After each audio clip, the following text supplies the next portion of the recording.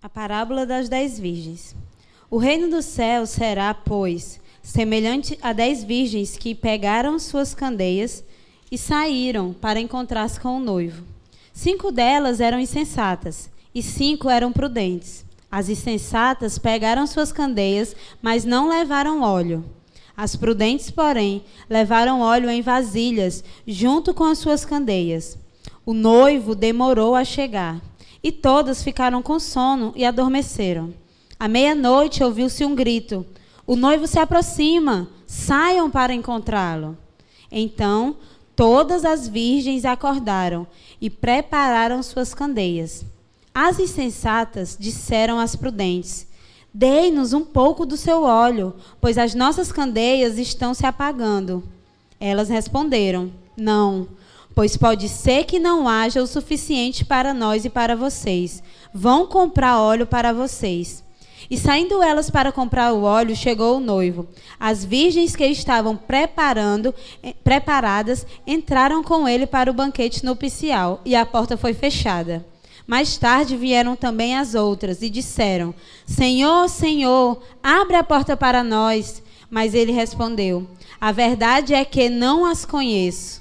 Portanto, vigiem, porque vocês não sabem o dia e nem a hora.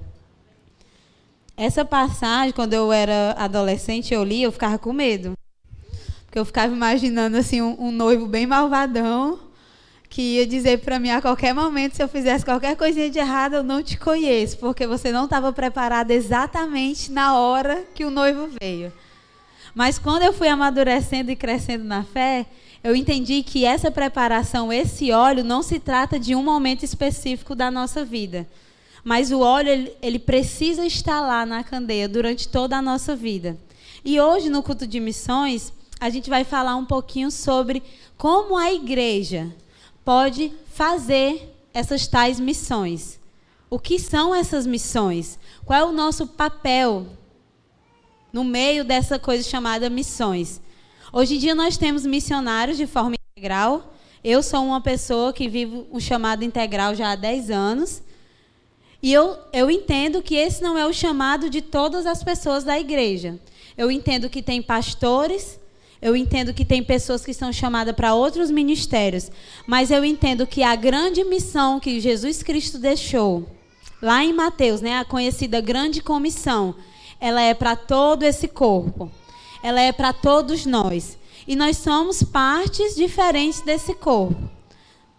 Eu sempre uso essa analogia do grande quebra-cabeça, né? Existe um grande quebra-cabeça, vamos supor que essa imagem aqui é um quebra-cabeça, e se a gente repartir isso em pequenas pecinhas, cada um de vocês vai ser uma dessas pecinhas.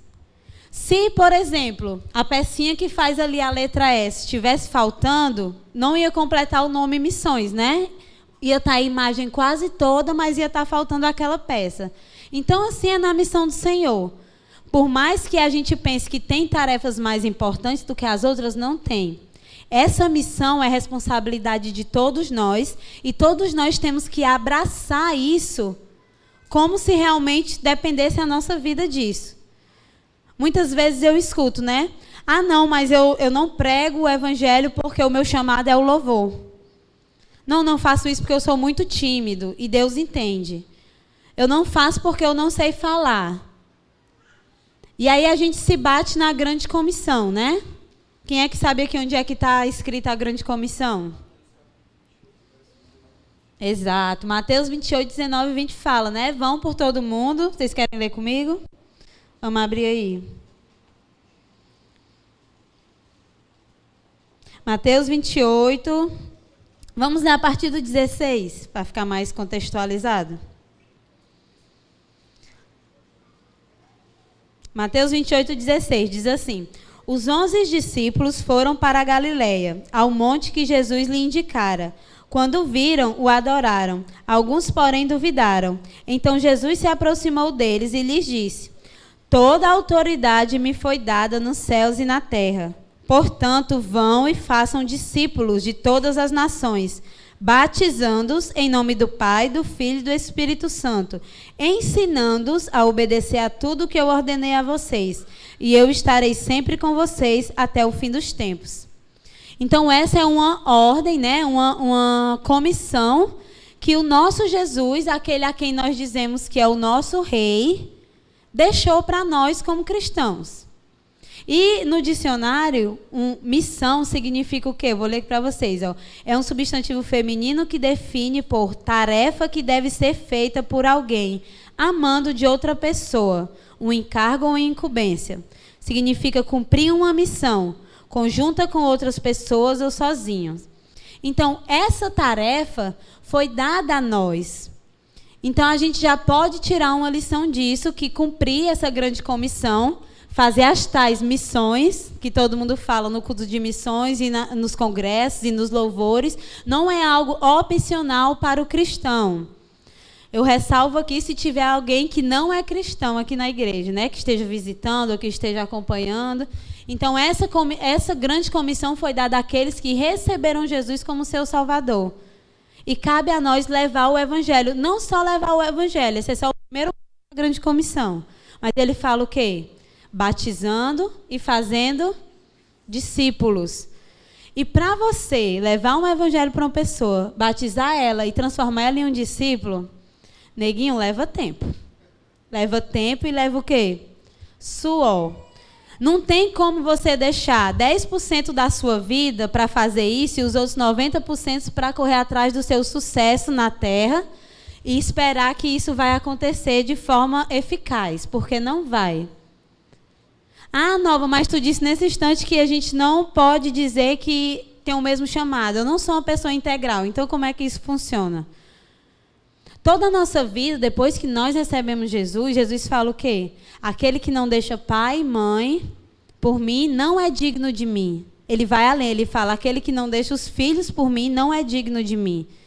Então, quando nós temos esse encontro verdadeiro com Jesus, quando nós temos esse encontro que não é só de obediência, mas é de amor, quando o nosso coração é ferido por uma paixão por Jesus, além de palavras, mas realmente aquela paixão avassaladora, tudo na sua vida vai partir a partir disso, vai começar a partir disso. Se você tem um emprego, você vai fazer as coisas no seu emprego a partir disso. Se você quer casar ou se você já tem família, você vai cumprir o seu papel a partir disso.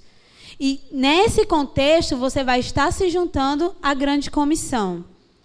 Só que para chegar a saber qual o seu papel, você precisa fazer o que os discípulos fizeram antes do versículo 16 que a gente leu.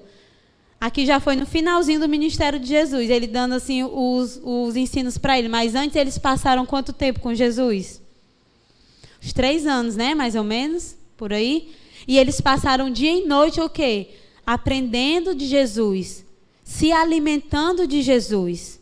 Então, para você chegar a entender qual é o seu papel dentro dessa grande comissão, antes de você começar a querer ensinar outras pessoas sobre isso, você precisa entender quem é você em Jesus. Você precisa entender como é que esse reino de Deus que você vai pregar atua dentro de você, dentro da sua casa, dentro da sua comunidade, da sua cidade, da sua igreja. Porque a gente sempre fala que venha o teu reino, né? Que seja aqui na terra assim como é no céu. E às vezes a gente pensa que o reino de Deus é algo só que tipo, vai chegar e pronto. Mas hoje em dia, o reino de Deus, ele ainda não está em sua plenitude no nosso meio. Ele está o quê? Ele está vindo. A gente pode fazer uma analogia. Por exemplo, quem aqui conhece o rei Davi e o rei Salomão? Quem já ouviu a história deles? Pronto, todo mundo conhece, né? Eles tiveram reinos temporais e tiveram reinos em um espaço físico também, aqui na terra, né? Tipo, acabou o reinado de Davi e começou o reinado de Salomão. O reino de Deus, atualmente, ele ainda é um reino temporal, que se manifesta aqui no nosso físico, mas ele ainda não foi estabelecido em sua plenitude. Por quê? Jesus ainda não veio em sua plenitude, separando o joio do trigo. Então, por enquanto, nós somos as pessoas que vão anunciar a chegada desse reino. Se você ler os 4 evangelhos, a mensagem central de Jesus vai ser: arrependam-se, porque está próximo o reino de Deus. Então, essa é a nossa mensagem. Você não precisa ser um missionário para levar essa mensagem aos confins da terra. Você vai começar aqui. Que bairro é esse aqui? Maracanaú é uma cidade ou é um bairro? Pronto, Gereissati 2, né? Porque esse bairro ainda tem pessoas que não estão andando com Jesus ou não conhecem Jesus? Porque a gente, infelizmente, ainda tem se acomodado ou tem dado pouco do nosso tempo para isso que a gente diz que é a razão da nossa vida. E aí a gente vai comparar, né? Tipo, trabalhar é muito maravilhoso. Muito, muito bom. Nós mesmos, em Ministério Integral, muitas estações a gente vai e trabalha, não é nenhum problema, é bíblico. Mas, às vezes, a gente tem gastado mais tempo buscando conquistar sonhos materiais do que juntando esses tesouros no céu. Às vezes, a gente tem sonhado tanto, eu quero fazer tal faculdade, ou eu quero ter aquele carro, ou aquela coisa, o que não é nenhum problema. Deus realmente quer nos abençoar. Mas quando nós colocamos essas coisas na frente, né, como a irmã disse, quando a gente coloca essas coisas na frente, a gente deixa a comissão, a grande comissão que nos foi dada para trás. Porque a gente não é super-herói, a gente não consegue, igual Deus, estar em 2 lugares ao mesmo tempo, fazer um monte de coisa ao mesmo tempo. E não adianta a gente dizer que a gente prioriza a palavra de Deus se as nossas ações mostrarem outras coisas. E eu aqui não conheço vocês e vocês também não me conhecem, mas eu queria convidar você a se analisar o seu dia. Quanto tempo tem sido gasto com o seu trabalho? Quanto tempo tem sido gasto com outras pessoas? E quanto tempo tem sido gasto em conhecimento de quem é Deus? E quanto tempo tem sido gasto na pregação do Evangelho? Que é diferente de ir para Deus e conhecer a Deus, na pregação do Evangelho. Eu não sou ninguém para acusar você, porque eu também sou cheia de falhas, mas eu realmente queria que você fizesse uma autoanálise. Vamos supor que nós somos como essas 10 virgens, e o noivo está à porta. E o Senhor desceu hoje e perguntou: o que vocês têm nas mãos? Eu sou muito boa assim, né, em falar e fazer história. No instante eu faço uma historinha, mas na frente de Deus, eu ia só me dar mal se fosse só história, né? Porque Ele ia falar para mim bem na minha cara: se afaste que eu não te conheço. Então, palavras bonitas não vão poder comprar o nosso espacinho ali do lado do Senhor. Foi muito caro o preço que foi pago na cruz. O sangue do Filho de Deus derramado foi muito caro para só palavras bonitas e um discurso que a gente ama Jesus comprar isso. Então, hoje, no nosso culto de missões aqui da igreja, eu quero lembrar vocês onde nós temos exercido, onde nós temos respondido essa ordem que nos foi dada.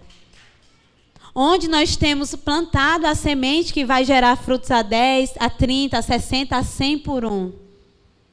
Será que se Jesus viesse agora e nos perguntasse: me mostra as tuas mãos, nós teríamos algo para entregar para Ele? Eu sei que nós teríamos um coração, mas nós teríamos realmente algo para mostrar para Ele? Além de uma boa intenção?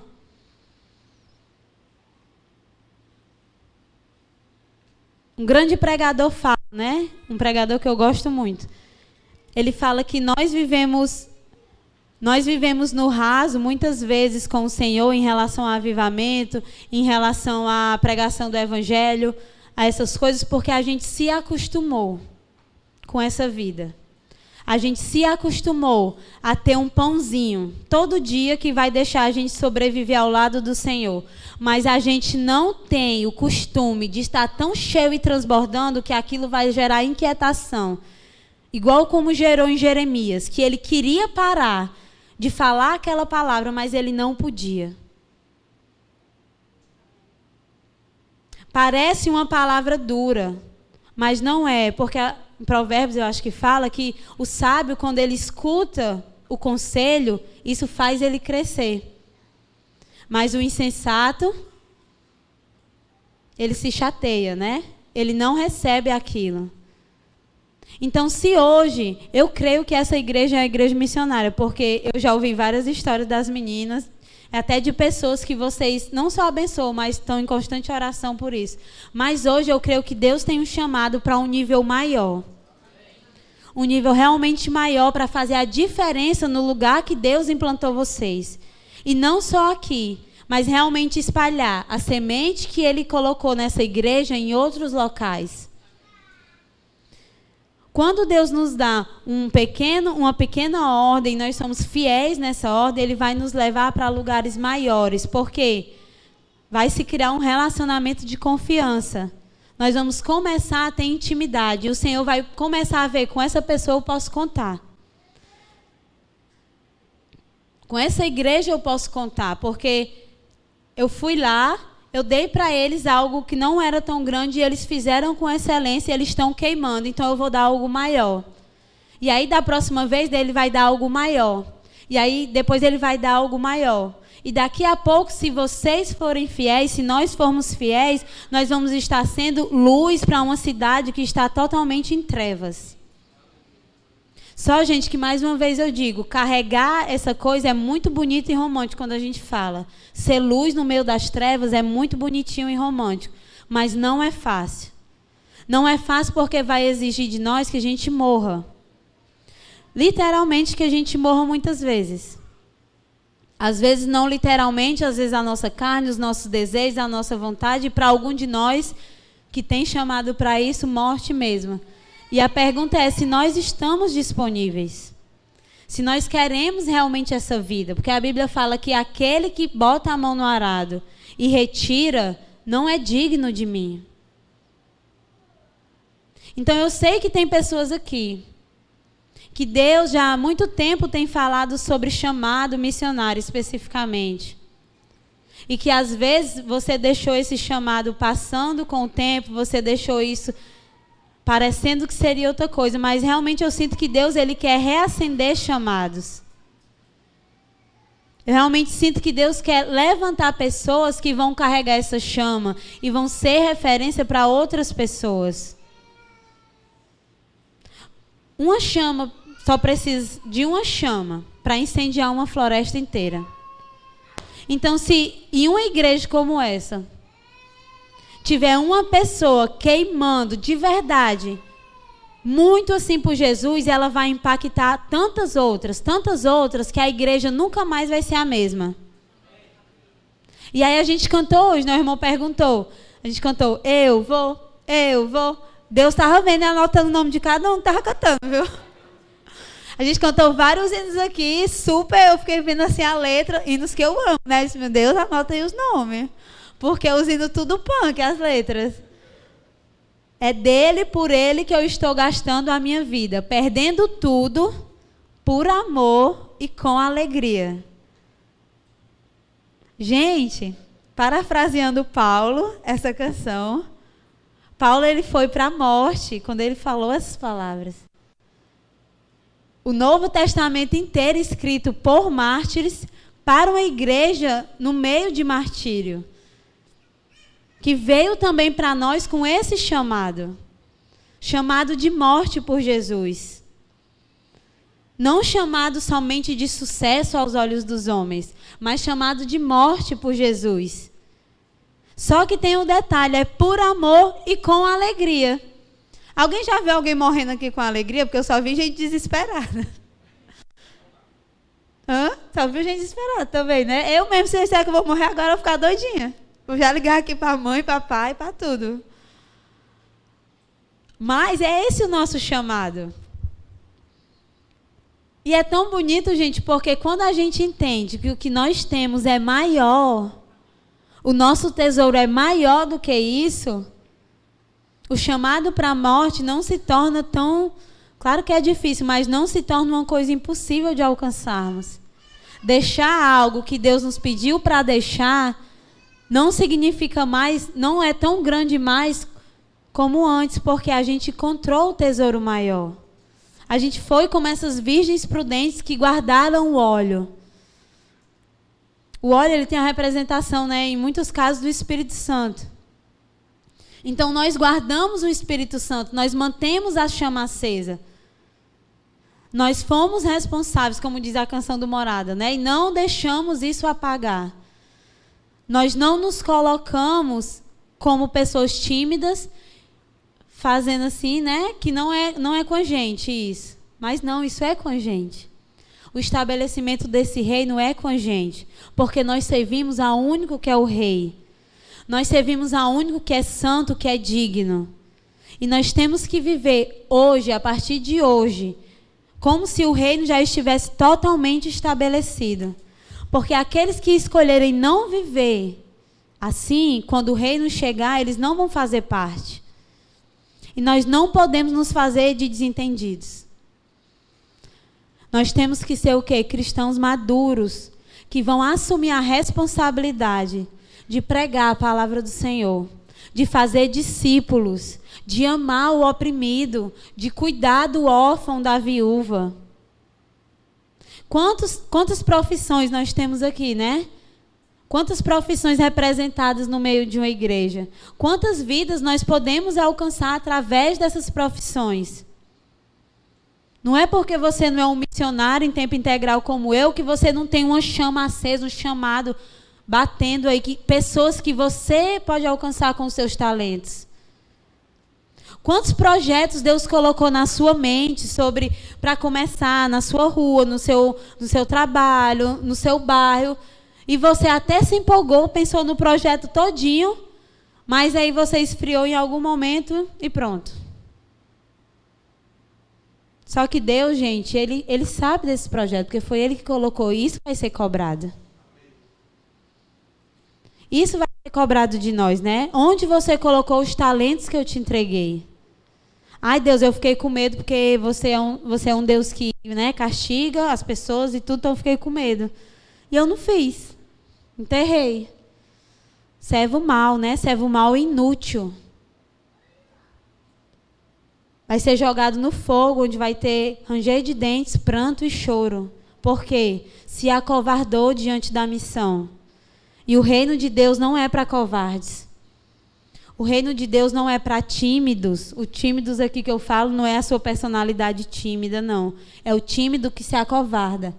O tímido que usa da timidez para se abster da sua responsabilidade. Quem poderia levar o evangelho para a minha rua? Quem poderia levar o evangelho para a minha família? Quem poderia levar o evangelho para o Ceará, para o Brasil? Existem 8, assim, na sua maioria, né? Tem mais, mas assim, os maiores, 8 povos não alcançados no Brasil. Perto de nós existe um povo chamado sertanejos. Que ainda que no Brasil, cidades que há 3, 4 horas daqui, nunca ouviram falar de Jesus. Nunca ouviram a pregação do verdadeiro evangelho. Nunca. Nós morávamos em um sertão chamado Choró, perto de Quixadá, 3h30 daqui. E uma vez a gente foi evangelizar numa vila nova, chamada Cafundó, que fazia parte dessa cidade. E a gente perguntou, todo mundo desse tamanho, por causa dos abusos sexuais, as pessoas se juntam com o primo, com o irmão, pai, com mãe. O vilarejo, assim, uma grande falta de moralidade e tudo porque não conheciam a palavra de Deus. E nas casas, as crianças tudo assim, não queria brincar, olhando para baixo, com medo. Porque viviam uma vida de abuso, viviam uma vida que não foi lhe permitido ter criança. Nesse vilarejo, para vocês terem uma noção, não tinha energia elétrica, não dava para chegar de carro, não dava para chegar de moto. Era subindo a serra a pé e descendo a pé. Não tinha água encanada, internet, nada dessas coisas. E a gente perguntava para as pessoas, vocês conhecem Jesus? Vocês já ouviram a palavra da cruz? Aí eles falaram, Jesus, ele mora aqui perto? Parece engraçado, né? Mas na verdade é triste. É desesperador saber que tão perto de nós tem pessoas que nunca ouviram o evangelho. E nós estamos aqui, sabe, transbordando da palavra de Deus. E eu sei que muitas vezes nós não fazemos, não por mal vontade, mas porque a gente não encontrou o caminho certo de dar o primeiro passo, de começar, de ir até lá. Só que hoje é um momento, uma tarde, né, de despertar para isso. Um fim de semana, gente, que você poderia tirar, juntava 5 crentes do fogo aqui. ia num lugar desse, pregava a palavra de Deus, se Deus tocasse no seu coração, você ficaria voltando uma vez por mês, digamos assim? Ou fazia um rodízio para não ficar pesado para ninguém? Quantas vidas seriam impactadas? Só que às vezes nós queremos colocar a carga só em líderes, só em missionários, só nos pastores. Só que a igreja somos nós, na nossa plenitude. Cada um de nós, os pastores, os missionários, os membros, os cantores. Não precisa ser... Lá vem meu marido bonito. Eu gosto de falar dele porque ele tem vergonha. Aí eu gosto de expor o bichinho. Mas não precisa um super líder vir e falar para a gente, você vai fazer isso e isso. Porque você tem o evangelho. Você abrir a sua boca para uma pessoa por dia e pregar o evangelho, você vai fazer tanta diferença. Tanta diferença. Um amigo meu, ele sempre brincava assim quando ele ia pregar. Quem já comeu hoje? Vou fazer a mesma perguntinha dele, vamos lá. Quem já comeu hoje? Quem já se alimentou hoje? Quem já bebeu água hoje? Quem respirou hoje? Até o irmão do manto do Jinju agora vão levantar a mão. E quem já falou de Jesus para alguém hoje? Quen.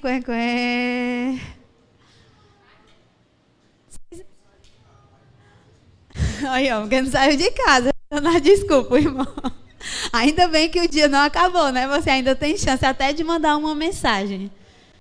Mas, é pra gente ver como é algo tão básico, tão simples. Básico assim, né? Mas é tão poderoso. Nós temos Jesus dentro de nós. Nós temos a palavra do Evangelho dentro de nós.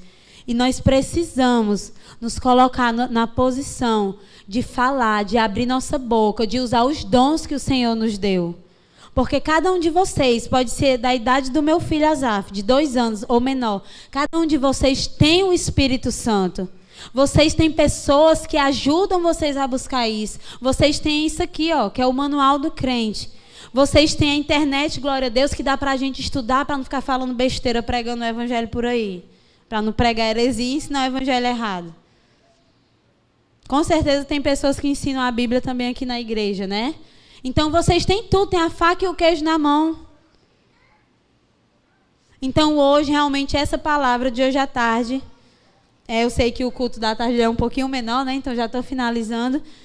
Vocês têm a chance de deixar essa chama consumir vocês, ao ponto que vocês não vão conseguir ficar calados nem um dia da vida de vocês, mas vocês vão compartilhar a palavra de Deus. Porque aí, quando o noivo voltar, vocês vão estar com a sua candeia cheia de óleo. Vocês vão estar com a botija, né, em algumas traduções, com a sua vasilhinha cheia de óleo. E vocês não vão ser os servos inúteis. Vocês vão ser servos fiéis. Eu creio que vocês já são, mas realmente Deus quer chamar vocês para um novo nível. A gente vai só fazer um louvorzinho bem rapidinho e a gente vai orar por vocês.